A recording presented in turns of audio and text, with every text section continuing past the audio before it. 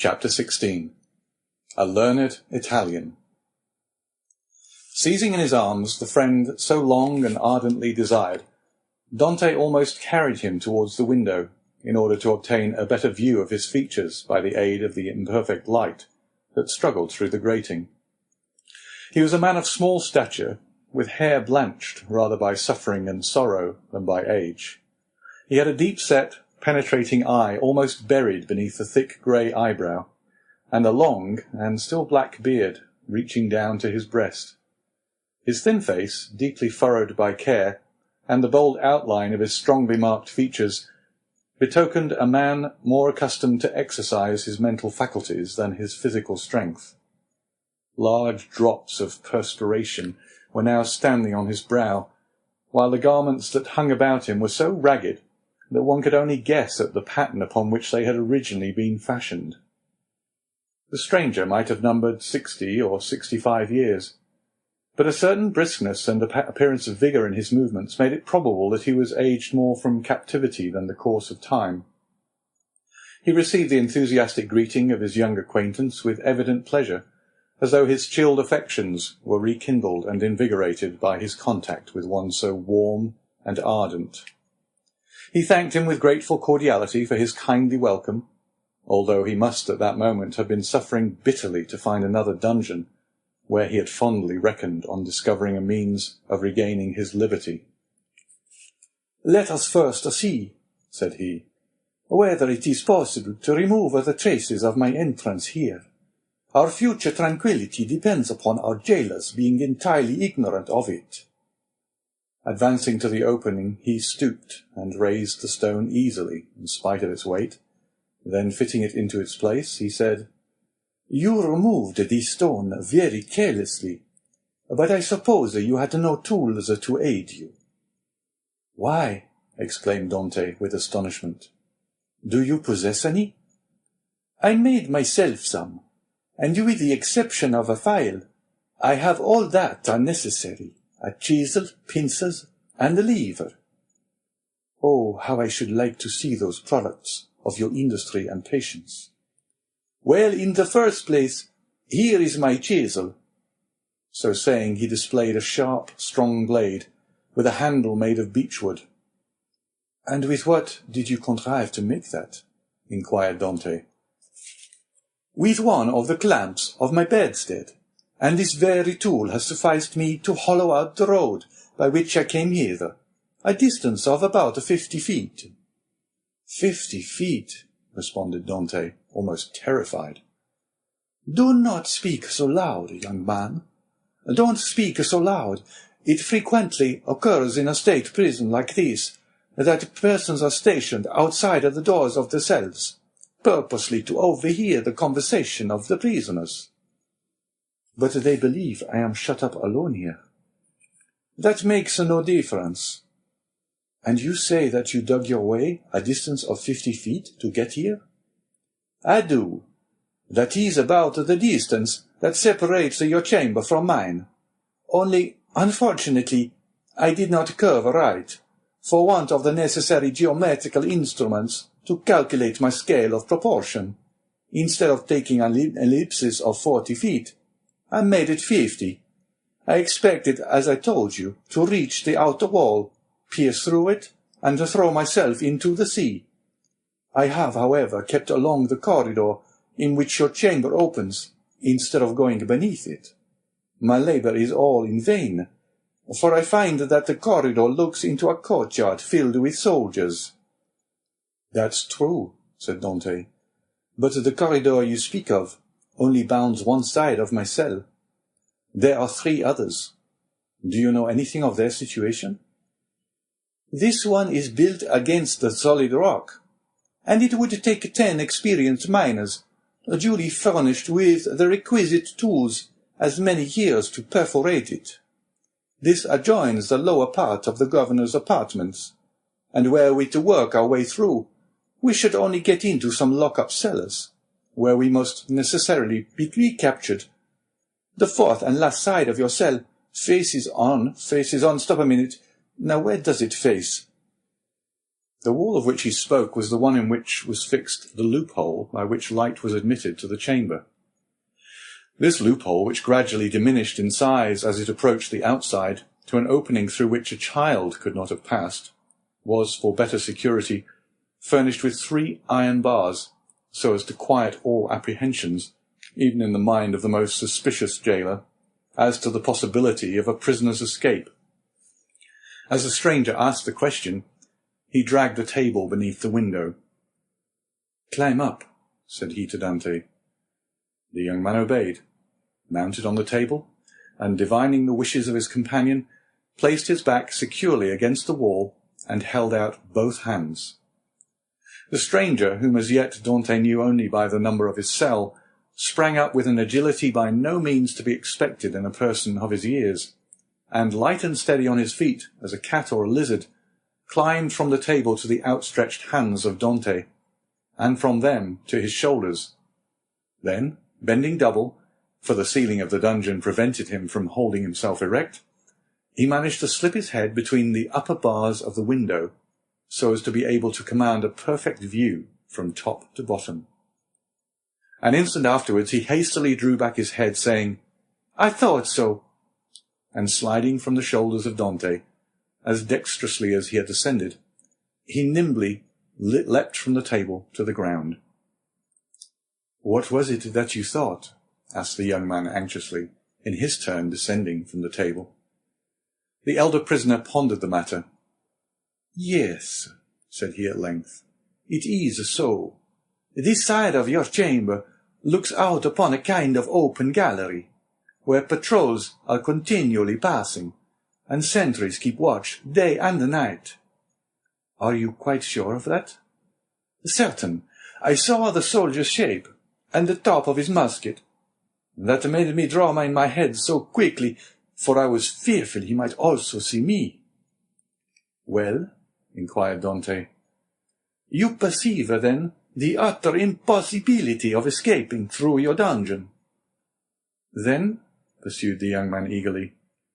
"Then," answered the elder prisoner, "the will of God be done." And as the old man slowly pronounced those words, an air of profound resignation spread itself over his careworn countenance. Dante gazed on the man who could thus philosophically resign hopes so long and ardently nourished, with an astonishment mingled with admiration. "Tell me, I entreat you, who and what you are," said he at length. "Never have I met with so remarkable a person as yourself." "Willingly," answered the stranger, "if indeed you feel any curiosity respecting one, now alas powerless to aid you in any way." "Say not so. You can console and support me by the strength of your own powerful mind. Pray let me know who you really are." The stranger smiled a melancholy smile. "Then listen," said he. "I am the Abbe Faria, and have been imprisoned, as you know, in this Chateau d'If since the year 1811. Previously to which I had been confined for 3 years in the fortress of Fenestrelle. In the year 1811 I was transferred to Piedmont in France. It was at this period I learned that the destiny which seemed subservient to every wish formed by Napoleon had bestowed on him a son, named King of Rome even in his cradle. I was very far then from expecting the change you have just informed me of, namely that 4 years afterwards this colossus of power would be overthrown. Then who reigns in France at this moment? Napoleon II? No, Louis XVIII. The brother of Louis XVII? How inscrutable are the ways of Providence! For what great and mysterious purpose has it pleased Heaven to abase the man once so elevated, and raise up him who was so abased?" Dante's whole attention was riveted on a man who could thus forget his own misfortunes while occupying himself with the destinies of others. "Yes, yes," continued he, "'twill be the same as it was in England. After Charles I, Cromwell. After Cromwell, Charles II, and then James II, and then some son-in-law or relation, some Prince of Orange, a stadtholder who becomes a king. Then new concessions to the people, then a constitution, then liberty. Ah, my friend, said the abbé, turning towards Dante and surveying him with the kindling gaze of a prophet, you are young. You will see all this come to pass. Probably, if ever I get out of prison. True, replied Faria. We are prisoners, but I forget this sometimes, and there are even moments when my mental vision transports me beyond these walls, and I fancy myself at liberty. But wherefore are you here?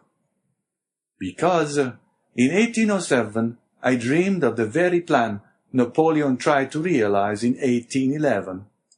Because, like Machiavelli, I desired to alter the political face of Italy, and instead of allowing it to be split up into a quantity of petty principalities, each held by some weak or tyrannical ruler, I sought to form one large, compact, and powerful empire. And lastly, because I fancied I had found my Caesar Borgia in a crowned simpleton, who feigned to enter into my views only to betray me. It was the plan of Alexander VI and Clement VII. But it will never succeed now, for they attempted it fruitlessly, and Napoleon was unable to complete his work. Italy seems fated to misfortune. And the old man bowed his head. Dante could not understand a man risking his life for such matters. Napoleon certainly he knew something of, inasmuch as he had seen and spoken with him, but of Clement VII and Alexander VI he knew nothing. "Are you not," he asked, "the priest who here in Château d'If is generally thought to be ill?" "Mad, you mean, don't you?" "I did not like to say so," answered Dante, smiling. "Well, then," resumed Faria with a bitter smile, "let me answer your question in full, by acknowledging that I am the poor mad prisoner of the Château d'If, for many years permitted to amuse the different visitors with what is said to be my insanity, and in all probability I should be promoted to the honour of making sport for the children, if such innocent beings could be found in an abode devoted like this to suffering and despair." Dante remained for a short time mute and motionless. At length he said, "Then you abandon all hope of escape?" "I perceive its utter impossibility, and I consider it impious to attempt that which the Almighty evidently does not approve."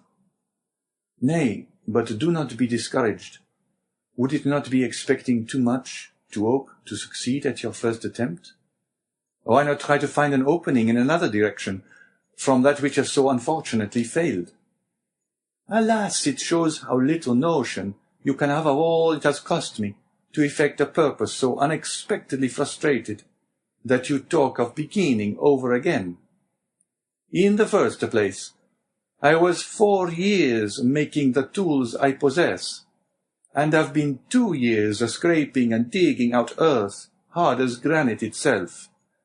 Then what toil and fatigue has it not been to remove huge stones I should once have deemed impossible to loosen? Whole days have I passed in these titanic efforts, considering my labour well repaid, if by night-time I had contrived to carry away a square inch of this hard-bound cement, changed by ages into a substance unyielding as the stones themselves. Then to conceal the mass of earth and rubbish I dug up, I was compelled to break through a staircase and throw the fruits of my labour into the hollow part of it. But the well is now so completely choked up that I scarcely think it would be possible to add another handful of dust without leading to discovery. Consider also that I fully believed I had accomplished the end aim of my undertaking, for which I had so exactly husbanded my strength as to make it just hold out to the termination of my enterprise. And now, at the moment when I reckoned upon success, my hopes are forever dashed from me, No, I repeat again, that nothing will induce me to renew attempts evidently at variance with the Almighty's pleasure." Dante held down his head, that the other might not see how joy at the thought of having a companion outweighed the sympathy he felt for the failure of the abbé's plans. The abbé sank upon Edmond's bed, while Edmond himself remained standing. Escape had never once occurred to him.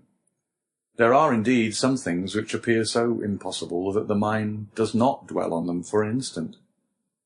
To undermine the ground for 50 feet, to devote 3 years to a labour which, if successful, would conduct you to a precipice overhanging the sea, to plunge into the waves from the height of 50, 60, perhaps 100 feet, at the risk of being dashed to pieces against the rocks, should you have been fortunate enough to have escaped the fire of the sentinels, and even supposing all these perils past, then to have to swim for your life a distance of at least 3 miles ere you could reach the shore, were difficulties so startling and formidable that Dante had never even dreamed of such a scheme, resigning himself rather to death.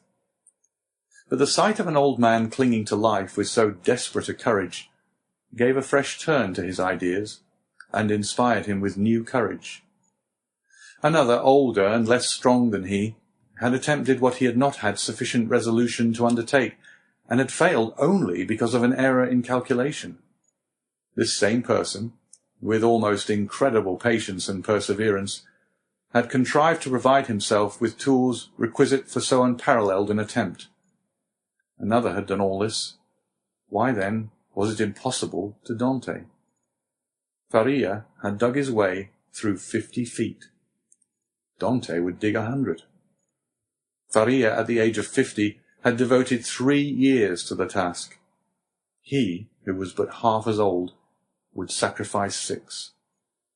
Faria, a priest and savant, had not shrunk from the idea of risking his life by trying to swim a distance of 3 miles to one of the islands, Dôme, Ratonneau, or Lumière. Should a hardy sailor, an experienced diver like himself, shrink from a similar task? Should he, who had so often, for mere amusement's sake, plunged to the bottom of the sea to fetch up the bright coral branch, hesitate to entertain the same project? He could do it in an hour. And how many times had he, for pure pastime, continued in the water for more than twice as long? At once, Dante resolved to follow the brave example of his energetic companion, and to remember that what has once been done may be done again. After continuing some time in profound meditation, the young man suddenly exclaimed, "I have found what you are in search of." Faria started. "Have you indeed?" cried he, raising his head with quick anxiety. "Pray, let me know what it is you have discovered." "The corridor through which you have bored your way from the cell you occupy here extends in the same direction as the outer gallery, does it not?" "It does." "And is not above 15 feet from it?" "About that." "Well then, I will tell you what we must do. We must pierce through the corridor by forming a side opening about the middle, as it were the top part of a cross. This time you will lay your plans more accurately. We shall get out into the gallery you have described, kill the sentinel who guards it, and make our escape. All we require to ensure success is courage, and that you possess, and strength which I am not deficient in. As for patience, you have abundantly proved yours. You shall now see me prove mine." "One instant, my dear friend," replied the abbé. "It is clear you do not understand the nature of the courage with which I am endowed, and what use I intend making of my strength. As for patience, I consider that I have abundantly exercised that in beginning every morning the task of the night before, and every night renewing the task of the day. But then, a young man, and I pray of you to give me your full attention, then I thought I could not be doing anything displeasing to the Almighty in trying to set an innocent being at liberty, one who had committed no offence, and merited not condemnation. And have your notions changed? Asked Dante with much surprise. Do you think yourself more guilty in making the attempt, since you have encountered me? No, neither do I wish to incur guilt. Hitherto I have fancied myself merely waging war against circumstances, not men. I have thought it no sin to bore through a wall, or destroy a staircase, but I cannot so easily persuade myself to pierce a heart or take away a life. A slight movement of surprise escaped Dante. Is it possible, said he, that where your liberty is at stake, you can allow any such scruple to deter you from obtaining it? Tell me, replied Faria, what has hindered you from knocking down your jailer with a piece of wood torn from your bedstead, dressing yourself in his clothes, and endeavouring to escape? Simply the fact that the idea never occurred to me, answered Dante. Because, said the old man, the natural repugnance to the commission of such a crime prevented you from thinking of it. And so it ever is, because in simple and allowable things our natural instincts keep us from deviating from the strict line of duty. The tiger, whose nature teaches him to delight in shedding blood, needs but the sense of smell to show him when his prey is within his reach, and by following this instinct he is enabled to measure the leap necessary to permit him to spring on his victim. But man, on the contrary, loathes the idea of blood. It is not alone that the laws of social life inspire him with a shrinking dread of taking life. His natural construction and physiological formation. Dante was confused and silent at this explanation of the thoughts which had unconsciously been working in his mind, or rather soul, for there are two distinct sorts of ideas, those that proceed from the head and those that emanate from the heart. Since my imprisonment, said Faria, I have thought over all the most celebrated cases of escape on record. They have rarely been successful. Those that have been crowned with full success have been long meditated upon and carefully arranged, such, for instance, as the escape of the Duc de Beaufort from the Château de Vincennes, that of the Abbé de Beauquois from Fort l'Evêque, of Latude from the Bastille. Then there are those for which chance sometimes affords opportunity, and those are the best of all. Let us therefore wait patiently for some favourable moment, and when it presents itself, profit by it. Ah, said Dante, you might well endure the tedious delay. You were constantly employed in the task you set yourself, and when weary with toil, you had your hopes to refresh and encourage you. I assure you, replied the old man, I did not turn to that source for recreation or support. What did you do then? I wrote or studied. Were you then permitted the use of pens, ink, and paper? Oh, no, answered the abbé. I had none but what I made for myself. You made paper, pens, and ink? Yes. Dante gazed with admiration, but he had some difficulty in believing. Faria saw this. When you pay me a visit in my cell, my young friend, said he, I will show you an entire work, the fruits of the thoughts and reflections of my whole life, many of them meditated over in the shades of the Colosseum at Rome, at the foot of St. Mark's Column at Venice, and on the borders of the Arno at Florence, little imagining at the time that they would be arranged in order within the walls of the Château d'If. The work I speak of is called A Treatise on the Possibility of a General Monarchy in Italy, and will make one large quarto volume. And on what have you written all this? On 2 of my shirts. I invented a preparation that makes linen as smooth and as easy to write on as parchment. You are then a chemist? Somewhat. I know Lavoisier, and was the intimate friend of Cabanilles.